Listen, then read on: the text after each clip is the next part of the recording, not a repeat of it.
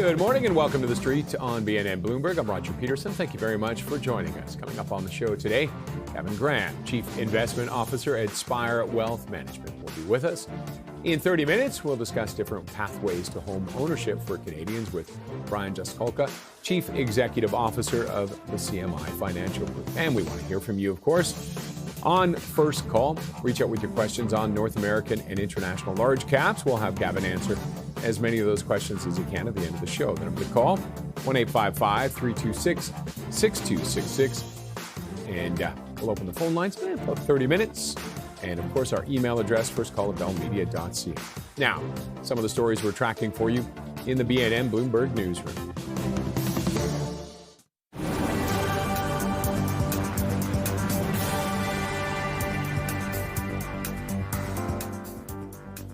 Barrick Mining beat estimates on profit and revenue and maintained its full-year production outlook. The mining company was helped by higher gold prices and improving operational performance, with free cash flow also climbing sharply. The miner also announced a quarterly dividend and authorized a $3 billion share buyback program.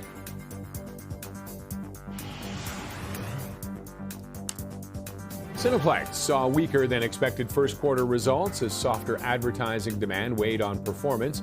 Revenue rose 16% but missed analyst estimates. The company pointed to a slowdown in theater advertising, partly due to spending shifting toward the Winter Olympics and tougher comparisons with a year ago. Cameco says flooding in northern Saskatchewan has disrupted transportation routes to two of its major uranium operations, forcing the company to temporarily halt production at the Key Lake Mill and scale back activity at the McArthur River Mine. The company says flooding caused the collapse of the Smoothstone River Bridge, a critical supply link servicing both sites, while restrictions have also been placed on an alternate route. And now our top line story. Tensions between the U.S. and Iran remain high, with no clear agreement to end the fighting or fully reopen the Strait of Hormuz. Now, despite the risk, stock markets have pushed to new highs, even as many measures suggest valuations are stretched. Investors are weighing whether to lock in gains in big tech while looking anew at energy stocks, where higher oil prices and renewed confidence in Canadian producers are highlighting more attractive valuations and yields. For more on this, let's bring in our guest for the hour, Kevin Graham, Chief Investment Officer at Spire Wealth Management. Kevin, thank you as always for joining us. Always a pleasure, sir. Good to be here, Roger. Just another interesting day in the Middle East. The market's not even blinking at the fact the latest offer looks like it's been torn up. Absolutely. And it's been one of the most remarkable things, I think, Roger, in that we've had, 5 weeks in a row where the market has gone up.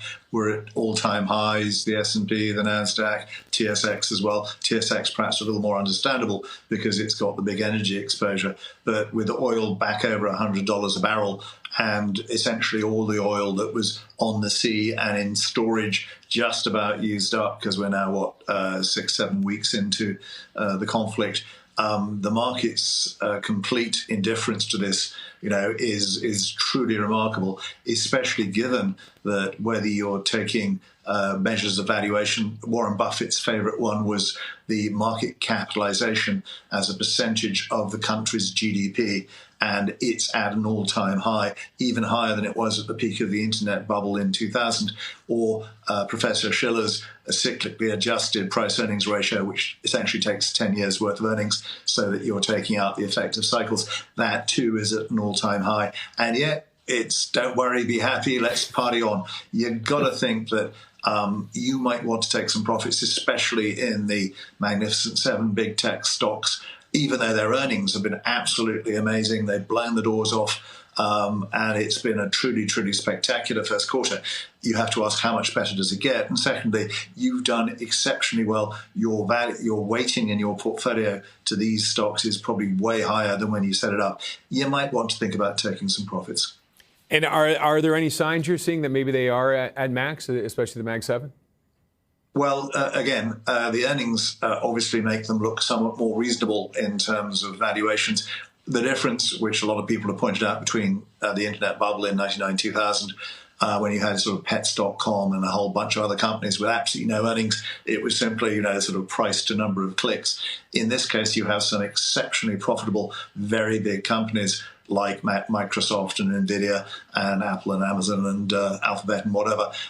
So the difficulty with that is you can actually get a price-earnings ratio and say, look, you're in the mid-20s, even with these exceptionally strong earnings. And secondly, you are borrowing enormous amounts of money. The Mag 7, I think, are going to be borrowing literally, Roger, $1 trillion to actually build out their AI data centers to power the AI revolution. And that obviously is both reducing their free cash flow and increasing their interest bill. Not all of them are going to be winners, and some of them are going to have some issues servicing this debt. But in the meantime, people are lapping it up, so they're very understandably, when the ducks are quacking, you feed them. And are you worried about that the idea that there may be winners and losers and trying to guess who might win, who might lose? Well, I have absolutely no clue who's going to be a winner or loser. And quite frankly, whatever people may say, nobody else does, because it is so much down to individual circumstance. Alphabet, Google's owner, which previously had been left in the dust, now it turns out it's the second biggest company behind Nvidia, and it's got a chip that actually is distinctly cheaper than Nvidia's and do a lot of the same stuff using a different methodology, apparently. Again, don't quote me on that, but you have to say, it's very, very difficult to guess who's going to be the winner. People have been buying the semiconductor companies because they're the sort of picks and shovels to the gold miners. That was the way you made money in the gold rush, was to buy the companies that provided the infrastructure to allow you to find the stuff, whether or not you did. And so they've all gone up an enormous amount, Intel, for example. But you have to think again, this is a cyclical business. And if you're buying at the top of the cycle, it's unlikely to get much better, especially if the cost of power, because of the high elevated oil prices, and also the potential for inflation to run higher because of those high oil prices, continues. And going back to the oil, what might it take in the Middle East to shock people, shock the markets, and actually have an impact? I mean, right now, even oil is barely reacting. Yeah. It's up 3%, but not. It's kind of been hovering around that $105 mark. Well, maybe if there was a definite military activity on the part of the United States to reopen the Strait of Hormuz by aggressively upping the stakes in terms of taking out Iranian infrastructure, and the Iranians responded in kind and started maybe attacking some of those ships that are still stuck in the Gulf, the Persian Gulf. But, we've had virtually every different iteration, and nothing seems to have made any difference. The fact is, and very smart people who appear on your show as well, like Eric Nuttall, at 9 Point, is saying this is probably the biggest energy shock we've seen, even maybe bigger than the 1973, 1979 shocks, because, again, you've had 20% of the world's supply effectively turned off. And so when the effect of that comes through, now we've used up all of our cheaper stuff that was in transit on the oceans or in storage, you may start to see the price higher, and certainly it's going to be a lot higher than people had previously factored in. And that's why one of the reasons why energy companies look really cheap, because they're not really pricing in oil staying over $70 a barrel. Realistically, at least, you'd have to expect it to be over 70 by the end of this year and probably through the middle of next year, in which case these stocks are really cheap. All right, and I'm just looking at one story about the jet fuel crunch. We've been talking about it. We heard a month ago that England was going to, UK was going to run out. The last tanker just came in, yet everything seems to keep moving. And are people looking at that going, well, it seems to be working? But you've noticed that the airlines are busy cancelling tens of thousands of flights. I think Lufthansa was doing 15,000. They're now sticking fuel surcharges on. The ferry companies, quite apart from jet fuel, between the UK and Europe, are now sticking sort of £25 here and £15 there, fuel surcharges on. And lots of people are going, actually, we're not going to book a foreign flight this summer. We're actually going to do a staycation because we're worried about the possibility of our flights being cancelled. But even if not, they're going to stick a big fuel surcharge on, which will make the holiday unaffordable. So again, sort of rather like a slow motion train wreck. You know that it's happening, and yet people are going, no, not too worried. Maybe they'll get a bit more worried in the near future. All right, Kevin, we've got to wrap it up there for now, but lots more to talk about, including up next. Bond yields continue to climb as higher oil prices keep inflation in focus and push rate cuts further out of reach. We'll have more on that after the break.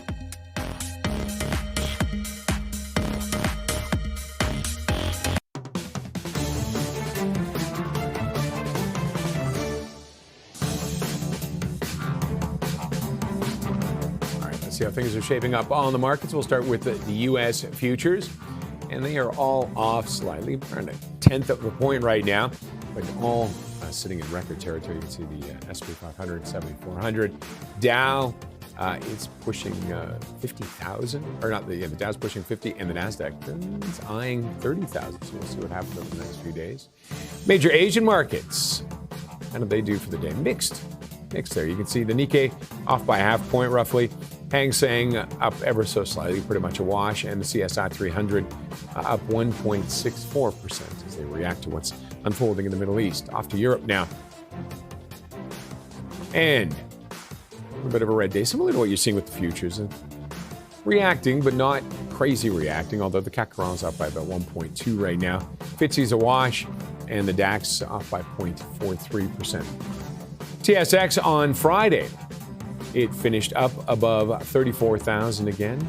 Starting to eye that record territory. We'll see what happens with it. It was up by 0.65%. And it was mostly driven by materials, up by more than 3%. Some of the winners and losers individually. B2 Gold, there you go, up 7.25. Teck Resources, 6.82. And going the other way, the Brookfield Business Corp off by 8%, and Energy Fuels off by 8.1%.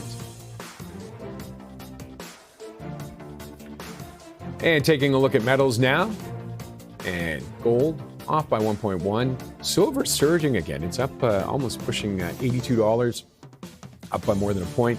And look at copper right now, up by 1.3 to 638. Oil now. And Western Canadian Select on Friday closed up. Nice round number, $75 a barrel, up by 0.75 of a point. What's WTI doing today right now with everything that's unfolding from over the weekend? You can see it's up 3%, 3.3% roughly at 98.56. All right, those rising energy prices are adding pressure to inflation and sending bond yields higher, putting interest rate cuts on hold in both Canada and the U.S., while some central banks abroad are still raising rates. Investors are watching closely to see how long tighter conditions last and which parts of the market continue to benefit. Let's get more on this from Gavin Graham from Spire Wealth Management. Gavin, it's the international, the banks, the central banks seem to be kind of going in all kinds of different directions, don't they? They do. And again, countries like Australia and Norway have actually been raising rates, and the European Central Bank is signaling that it's actually looking at doing the same, which is going to repeat the mistake that they made perhaps in previous inflationary that is inflation driven by higher energy prices, because higher energy prices are actually deflationary rather than inflationary, because the extra money you're spending on gasoline at the pump or your heating oil or your hydro bills is money you don't have to spend on other stuff. And unlike in the 1970s when you had a fairly strong union presence and inflation-linked pay contracts, Labour's position is a lot weaker these days, so it's very unlikely to get passed on anything like as rapidly as happened in the 1970s. But the one way you can definitely ensure that you will get a recession because of inflation is to raise interest rates into a commodity-led inflationary surge. The difficulty for central banks is they got it really wrong last time with the COVID-inspired supply chain snafus and constriction, and they said, "Oh, don't worry, ignore that man behind the curtain. It's transitory." That was a favourite phrase, and in fact, it didn't turn out to be transitory. And in fact, inflation went up to 8, 9, 10% in 2021, 22, and then when they did react, they reacted extremely aggressively by raising rates from effectively 0 to 5% in a year, which is why we had a pretty bad bear market, you might remember, in 2022, Roger. So this time around, you can see people like Kevin Walsh, the new chairman of the Federal Reserve, is attempting to avoid raising rates. Firstly, that would annoy President Trump, but much more than that, it would probably be the wrong reaction and would in fact tip what's already a fairly vulnerable economy outside of the spending on the AI data centers into recession. So it is a very mixed picture. The Fed and the Bank of Canada held rates unchanged last time round, and it looks like they'll probably do so again. But the market has taken away the likelihood is not betting on the likelihood of them reducing rates before the end of the year. So we will see higher inflation, obviously, because we've got the higher energy prices. But the central bank's reaction to it will dictate whether or not it turns into something more serious. And does the other banks, what they're doing, put pressure on the Bank of Canada and the Fed? Not really. The Fed is the elephant in the room as far as interest rates are concerned. Other people generally trade off, especially Canada. And Canada's been a lot more aggressive than the US in reducing rates. We're down at 2.25% from over 5%, whereas the US is still at 3.75%. And they've been quite correct in making those cuts because the Canadian economy is pretty weak, especially with the negative effect of tariffs. We've at least had energy and materials helping us, and they're a much bigger percentage of our market GDP. But it's unlikely that the Fed is going to be influenced by what the European Central Bank or Australia or Norway are doing because they are very much a domestically oriented economy. And quite frankly, again, the jury is out on how persistent this inflation is going to be. But the fact is that with these higher oil prices for longer, we are going to see the CPI print, which is coming out, I think, tomorrow, PPI, be much higher above the Fed's targets. But what the Fed has said in the past is this is a temporary phenomenon and we will look through it. The difficulty is they were wrong in doing that last time, and they might want to avoid making that mistake again. Well, it seems like it's been around 3% temporary for 3 years now, 4 years. Is it closing in for that? Indeed, and their target's 2%. So yeah. They've been well above it and essentially have ignored it, which they've been quite right to do. An artificial number like saying, we picked 2% as our target, was quite frankly, it is an artificial number. But if it gets to the 3.5%, 4.5% and persists at that level, that does start to make a difference. And equity markets generally tend to have a harder time once inflation's above 4%. And who's benefiting from this? What sector? The financials. And if you look at the performance of the financials, the TSX financials ETF is up 40% in the last year. Some of the individual banks are up 50, 55%. I think National Bank's almost doubled because it's widening the fall in short-term rates while longer-term rates are actually staying approximately where they were, is widening their net interest margin, the difference between what they pay you and me and what they charge us. And that's the biggest driver of their profits, and it's been doing really well. Plus, they've had really strong capital markets with a bunch of IPOs with mergers and takeovers. So the financials are looking pretty good. The higher long-term rates help the insurance side of things because it means that their future liabilities are not as big as when interest rates were on the floor. So all in all, financials have been a pretty good place to be. Oh, by the way, you get a pretty good dividend, which is being increased. So if we do get the inflation continuing, at least you've got something that might keep pace with it.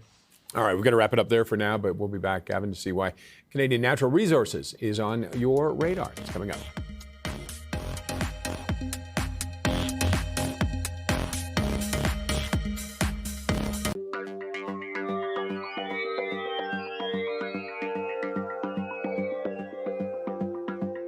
Time to see what's on the radar for Gavin Graham, Chief Investment Officer at Spire Wealth Management. And Gavin, first up, Canadian Natural Resources. What are you liking there? Well, as one of Canada's largest exploration and production companies, it's a great play on the energy boom. And you have seen them, they took the remaining 20% of their oil sands exposure off Chevron about 18 months ago, which has turned out to be an exceptionally well-timed deal. But the major thing is this company is amongst the best managed in the energy space. They are a cash machine. They generate incredible quantities of cash, about a 4%, 4.5% yield, which has been constantly raised, but they also buy back quantities of stock. So they've been very disciplined about what they've used the cash for. They haven't gone off and done dilutive acquisitions. As I mentioned, they basically bought more of an asset that they knew well when Chevron was putting back on its Canadian exposure. Having said that, you might have seen Shell made the bid for ARC Resources, proving that some of the oil majors actually think Canadian oil assets look pretty attractive because you have long-life natural resources in a politically stable country with a government that now seems intent on actually allowing those resources to get to market rather more easily. And do you think, does that set CNR, anybody interested in CNR, or is it? CNQ. Or sorry, CNQ. It's CNQ, yeah. it would be difficult because A, their size, and B, Murray Edwards, who's a major shareholder, has shown no indication to want to sort of reduce its exposure. But who knows? You never say never. And we saw in the materials boom, you remember back in 2007, 8, 9, all the Canadian materials companies were getting bought up by foreign buyers who then very much regretted their acquisitions because they'd overpaid at the top of the market. We're nowhere near the top of the market. Oil's still below where it was a dozen years ago before it collapsed to from over 100 to under 40. So there's still a fair amount of upside. But again, it's Hormuz and Iran has just made the point that where your resources are located does make a difference in terms of sustainability and the reliability of that supply. So Canada is a pretty good bet. All right, Power Corporation's up next. Well, we were talking about financials before the break, Roger, and power is your discounted way into insurance and asset management. They've got the controlling stakes in Great-West Life and Investors. They also, by the way, own Wealthsimple, which is an excellent platform, wealth management platform, which has been growing very rapidly. You get a pretty decent yield. 4%, you're up about 40% over the last year, and it's a double in the last 5. But it's still a very cheap way in. They've got new leadership, but it's all part of the same Desmarais-controlled family group, and so they run a very efficient and tight ship and have done very well. All right, and let's sneak in the last one, Primaris REIT. Is it their time? The REITs have been struggling a little bit. Does it look like things are turning around? They have, and actually, interestingly, the REIT index, the ETF, is up about 14% over the last year, even with the office property ones having some issues. But Primaris is a retailer, and it's enclosed malls in smaller centres like Quebec City and Halifax and Kelowna. And of course, they had Hudson's Bay as a client, but they were doing very nicely. And other pension funds who owned shopping malls have been selling their malls to Primaris and taking Primaris shares in exchange for some of it because they're very comfortable with the quality of the management. And the Hudson's Bay, they've been able to repurpose them and get much higher rents from the people coming in and remove a lot of fairly restrictive covenants on things like amount of car parking and competing retailers. So you're up about 15% in the last year and getting about a 5% yield. It's a pretty attractive way to play retail, pretty safe way to play retail. And it does feel like the demise of the malls has been greatly exaggerated. It feels like people are heading back to them. It certainly seems that way. And again, it's a comment on the quality of the retailers there. So, for example, a chain like Simon's is expanding nationally, and it's a much more pleasant shopping experience, I'm told, by the other side of the family, in terms as opposed to trying to find anything that you wanted at the Bay. And again, the Bay had such incredibly low rents as the anchor tenant, from 30 years ago, that it's difficult not to make money once you've spent the initial money on upgrading the footprint or maybe downsizing it a bit. But people are returning, and even for discretionary expenditure to a certain extent. So yes, as you say, the death of the mall in retailing has been much exaggerated.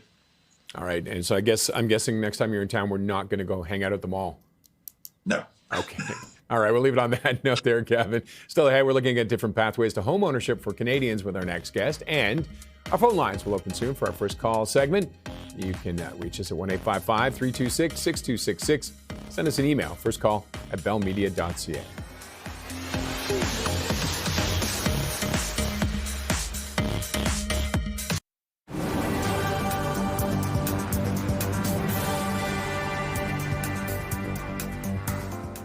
Barrick Mining beat estimates on profit and revenue in its latest quarter and maintained its full-year production outlook. The mining company was helped by higher gold prices and improving operational performance, with free cash flow also climbing sharply. Barrick also announced a $3 billion share buyback ahead of the planned IPO of its North American assets. Cameco says flooding in northern Saskatchewan disrupted transportation routes to 2 of its major uranium operations, forcing the company to temporarily halt production at the Key Lake Mill and scale back activity at the McArthur River mine. The company says flooding caused the collapse of the Smoothstone River Bridge, a critical supply link servicing both sites, while restrictions have been placed on an alternate route. Cineplex saw weaker than expected first quarter results as softer advertising demand weighed on performance. Revenue rose 16%, but missed analyst estimates. The company pointed to a slowdown in theater advertising, partly due to spending shifting toward the Winter Olympics and tougher comparisons with a year ago. And a quick look at the markets. You can see a little bit of uncertainty right now. Pretty much flat. The Dow right there at zero. And the NASDAQ down by 0.09. S&P 500 by 0.07 is, I think everybody waits for something, a sign from somewhere. CMI Financial Group just announced today it received funding from Royal London Asset Management. This means more financial support to help Canadians achieve home ownership through alternative lending at a time when home ownership is declining. Here to discuss this and more is Brian Jaskolka, CEO of CMI Financial Group. Brian, thank you very much for joining us. Thank you. It's a pleasure to be here. All right. How much is this funding and what are the plans for it? So the funding is for a committed $100 million. We intend to use the money to help facilitate additional home ownership and support the Canadian borrowing community. The experience that we've had is that the ability to utilize funds on a fast and effective basis will really help improve the ability for us to deliver to Canadian homeowners. Gavin? The fact you've got a major UK asset manager expressing confidence in the Canadian home market, even though there have been some fairly negative headlines from places like Toronto and Vancouver, must be fairly encouraging for a lender like yourself.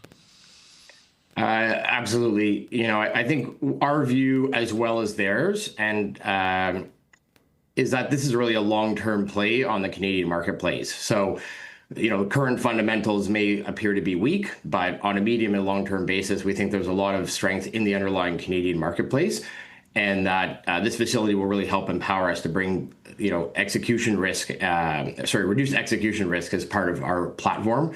We think it's a strong vote of confidence in the overall CMI platform and the enterprise nature of how we operate. You mentioned that the market, I think, is challenging right now, and a lot of people unsure of what to do. What gives you the confidence that this is only short-term as opposed to maybe medium or longer? Well, I think when you look at the Canadian marketplace as a whole in the global context, the numbers actually are not too bad. Some of the headline stories really are focused around some very specific micro markets or specific asset classes. And ultimately, there is, of course, downward pressure on those. But in our view, those have come about due to very specific circumstances. Obviously, asset price inflation as a result of run-up post-COVID and low interest rates, and then high interest rates on a short duration basis as a result of inflation that came down. So while inflation is starting to percolate up a little bit, I think due to oil prices, our view is that the underlying resilience of the Canadian market has actually been quite strong. And delinquency rates, when you compare that to other major economies globally, are actually pretty reasonable when you look at it.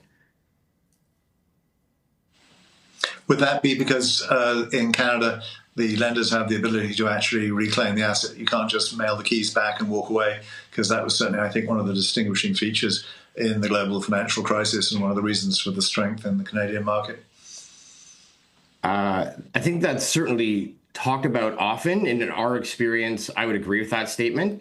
Our data shows that overall performance is enhanced as a result of the fact that homeowners do have an obligation to the debt beyond and above the actual property in and of itself.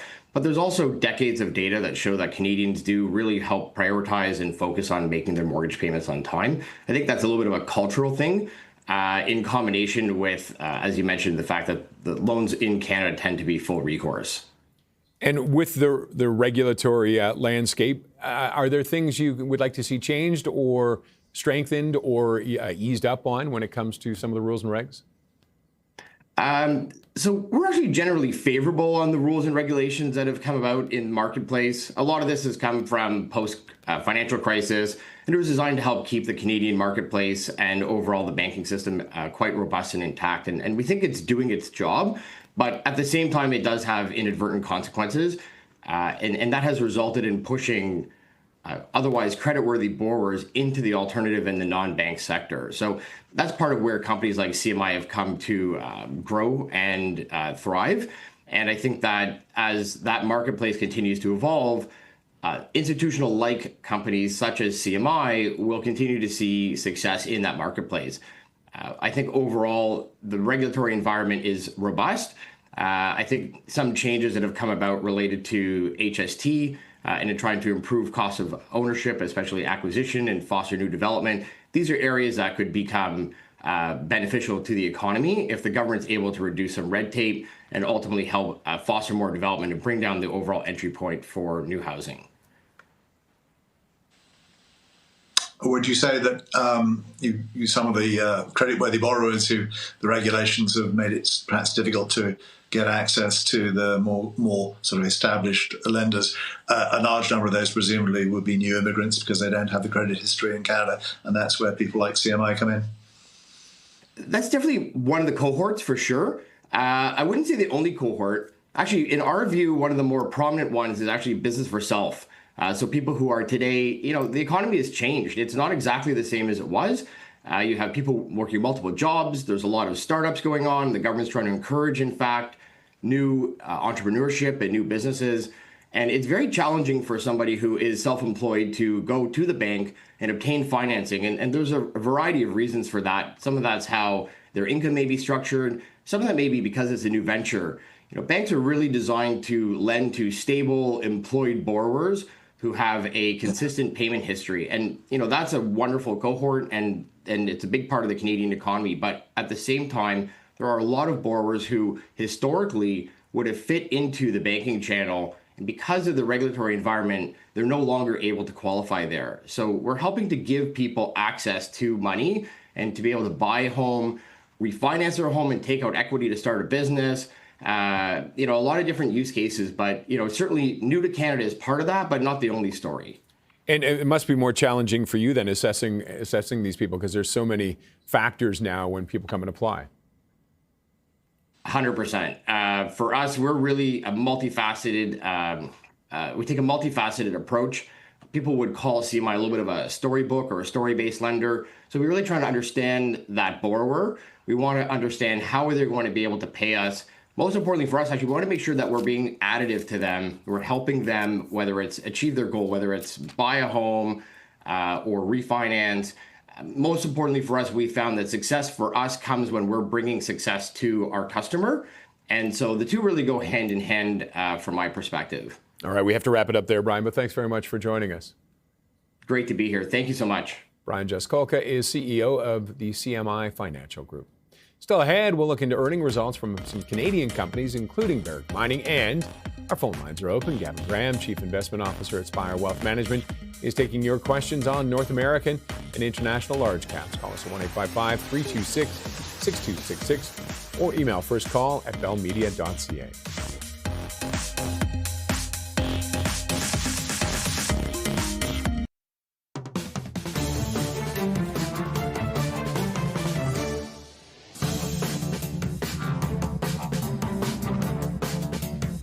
We are in the middle of a busy earnings season in Canada, and we've got a few companies reporting results this morning. We're back now with Gavin Graham from Spire Wealth Management to discuss a couple of them. Let's start with Barrick Mining. And Gavin, your thoughts on Barrick's report today? Well, I should mention that I own it personally for the family. Again, one of the biggest gold miners in the world. It's done really well in the first quarter, obviously, even though its production was down, I think, from sort of just under 800,000 ounces to about 715,000. But the price it was selling the gold at was up 63% because it was averaging about $4,800 an ounce. And the big news for Barrick is, firstly, the departure of its long-standing CEO, Mark Bristow, has led to a change of focus by the company. So they are now looking to float their North American business, which is the enormous gold fields in Nevada, which they have a joint venture with Newmont and the Dominican Republic, as a new company called North American Barrick, which is planning to IPO later this year, I think in New York and perhaps in Canada as well. So you're actually seeing a pure play on gold mines in the part of the world that people want to have exposure to, because again, we're back to that political risk aspect, Roger, because a lot of Barrick's mines are in exciting places like Tanzania and Papua New Guinea, Mali, where there have been some issues with the local governments. So one is benefiting enormously from be rising the gold price, of course, because gold miners are an operationally leveraged play on the price of gold. Every dollar an ounce it goes up, that essentially drops straight to their bottom line. But also because you now have the new management focusing on giving investors a pure pay gold miner in the part of the world they want to be in. And what do you think of their $3 billion buyback just ahead of that? Well, that's, they're generating lots and lots of cash, and it's true really across the whole materials space. You were mentioning copper, being near record highs. Virtually every single major metal complex is doing really well, as indeed are the oil and gas. And the management is using that cash flow not to make dilutive acquisitions, but to actually give it back to shareholders either by dividends, and I think they raised their dividend as well, but also by a big share buyback like the $3 billion one you just mentioned. All right. Another one we want to take a look at. Cineplex narrowed its loss, but still a loss. Still not necessarily in a good spot, but does it look like they're turning it around? Well, as Alice Jacobs, Cineplex CEO, always says, it's the quality of the movies. And it was a fairly uninspiring slate in the first quarter of this year, although the average amount spent by people going to the cinema did actually continue to go up, especially those outrageously overpriced popcorn and soft drinks. But the fact is that it depends what's on the slate, and there are some interesting new ones coming out from the Marvel universe and the like. But realistically, it's the slowest quarter anyway, and there weren't a lot of particularly attractive movies to get people out, apart from maybe Wuthering Heights. So with some blockbusters coming through in the summer, then Cineplex will probably see a bit of a recovery. And do you see people return? Does it feel like people are ready to return to the theaters, or is this where we're at for it now? No, I mean, they have actually returned already, I think, Roger. If you look, when you had big tentpole movies like Wicked or The Knives Out or, various other superhero ones which were worth going to see, then people did return. I know that the whole idea that we were never going to go to a cinema again and we'd be streaming and whatever, people want to see movies on the big screen in the company of other people, at least some of them, because that's a completely different experience from watching it at home on your screen, however big your TV has got to. But again, you got to have movies that people want to go and see. Yeah, I love it. I'm still a theater guy. I still love it with my popcorn and everything. Moderna is benefiting from the hantavirus. Well, indirectly, at least, apparently they've been working on a treatment, and they're actually working, I believe, with a Korean institute.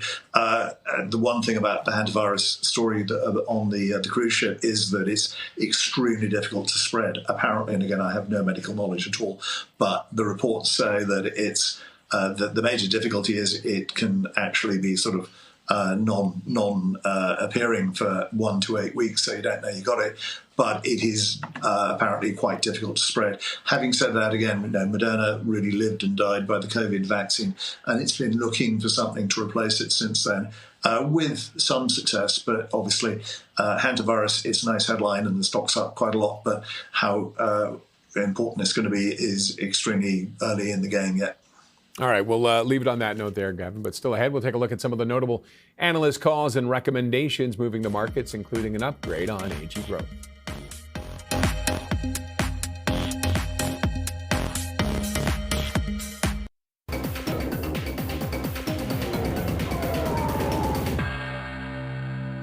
Let's take a look at some of the notable analyst calls and recommendations. RBC Capital Markets upgrading Ag Growth International to outperform from sector perform and raised its price target to $30, citing improving execution under new management.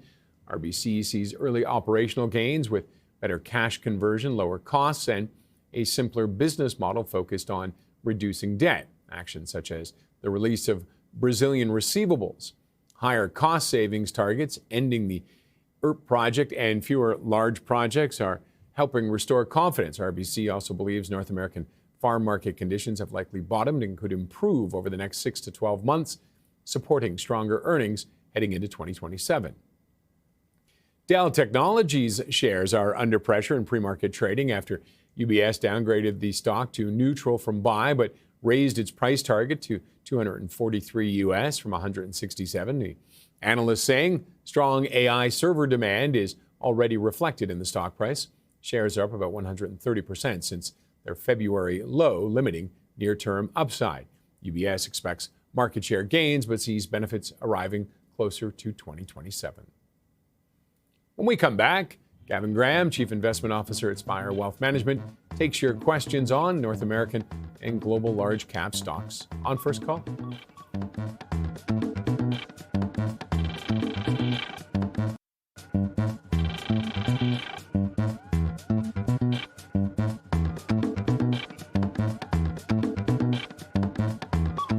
Time for First Call and first email, and that belongs to Paul, who says your guest's opinion on Agnico Eagle Mines having dropped nearly $100 from its high. Would you be buying it for a 3 to 5 year hold? Does your guest hold AEM as well?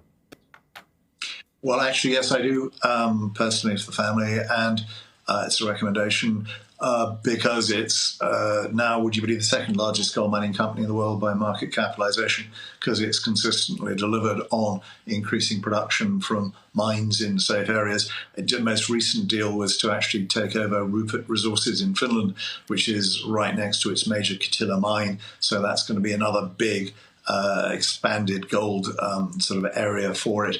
And as your emailer mentioned, it's come back, quite substantially in the last couple of months since gold peaked out at $5,500 an ounce, which makes it a pretty good entry point, because on a 3 to 5 year view, assuming that we are going to see somewhat higher inflation and that Agnico is going to continue to increase its production from geographically safe and diverse areas, then this is going to do fairly well, and it's probably going to be the first gold stock that anyone wanting to gain an exposure to the gold market will buy. All right, let's get to another email, this one from Peter. You talked earlier about interest rates vis-a-vis Europe. Could you comment on Banco Santander? What are your thoughts on the short to midterm chances for this company? Absolutely. Well, like other banks, it's been doing extremely well. I think it's up about 65% in the last year, which is pretty much in line with most other banks, because, again, not necessarily to the same extent as the Canadian banks, but you've had falling short-term rates while bond yields have sort of held in at around the level they were, which is increasing net interest margins. The economy in Europe, primarily Spain, but also the UK, where they have a big presence, is doing okay. And it seems likely that they will continue to benefit from this. You get a decent dividend yield as well. So, yeah, it's looking fairly good, as long as the European Central Bank doesn't actually start raising short-term interest rates aggressively. Having made that mistake a couple of times in the previous 15 years, you want to believe they won't do it again, but you never know. All right. This email comes from Francis. Nutrien had disappointing results last week, considering the current geopolitical circumstances that should have benefited them. Yep. Stock's down 10%. Is this a great moment to get into it? Well, not necessarily, short-term, not a stock I own, but you'd have to say that with over 20% of the world's fertilizer output also blocked because the Strait of Hormuz is closed, because the Mideast producers are a big producer of fertilizer, then someone like Nutrien ought to actually be a beneficiary. And even with that pullback, you're still up around 25% over the last year. Although that's really all it's done in the last 5 years, you have to think again, if you're looking for stability of supply in politically stable areas, then a major fertilizer producer like Nutrien ought to be a beneficiary of the increased concerns over fertilizer supply from the Middle East. Okay, and let's sneak in another email here from Sunny. What are your guest thoughts on Constellation Software? We talk about it on a regular basis. Is the sell-off a long-term buying opportunity right now? Well, there's been what's called the SaaS apocalypse, because the thought that the AI bots are going to take away all of the software as the service revenues has led to Constellation. I think it's halved in the last year, and a whole bunch of other companies, including Relics and other major Thomson Reuters, because they're all going to be put out of business by AI. The big thing a lot of these software companies have is their database, which is proprietary. So undoubtedly there will be some effect from the AI revolution, but what that effect will be, the share price action seems to be a major overreaction. So therefore, if there's no necessity to go in and catch falling knives, but if things stabilize in the next few months, it's probably worthwhile looking at, because Constellation's had an excellent longer-term track record of being a consolidator in this space. Okay, we're going to sneak in one more email, this one from Paul. Could Gavin give his opinion on Tourmaline Oil? Would this be a good investment in a gas company for a 2 to 3 year hold? Would you consider TOU as a takeover candidate for ARX? Well, as mentioned earlier, Roger, you saw Shell making a bid for ARC Resources, and in fact, a number of people felt it was surprising it wasn't Tourmaline they went after. But obviously, an oil major says we want Canadian gas production, therefore that should help Tourmaline. Actually, it takes away a potential target for Tourmaline. And in the meantime, like most of the other Canadian gas-oriented producers, they're doing somewhat better, because we now actually have an LNG plant going in the northwest BC coast, and supposedly there's going to be 2 or 3 others coming online. So that actually ought to help the price that they get for gas longer term. But in the meantime, again, well-run company with good resources. So yes, it's a buy if you believe the gas story. All right, we've got to wrap it up there, Gavin, but always a pleasure having you on, sir. Thank you for joining us. Pleasure to be here, Roger. Thanks. Gavin Graham, Chief Investment Officer at Spire Wealth Management, was with us today. Lindsay's up next with the Open. Trading gets underway about 30 minutes from now. Have yourself a great day.